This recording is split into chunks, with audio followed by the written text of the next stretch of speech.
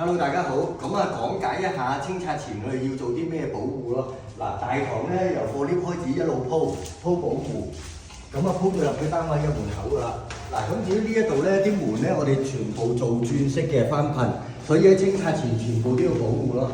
嗱，前面、背面保護晒嘅。跟住我哋會連翻張紙啦，就通知啲同事有咩地方要注意啦。跟住保護咧，又因應唔同嘅地盤咧，就作出唔同嘅物料保護嘅。嗱，好似呢啲實木複合地板咧，我哋要用1分板，因為要增加多啲個韌性啊。如果唔係，好容易清拆嘅時間咧，就會跌嘢落去撞爛啲地板嘅。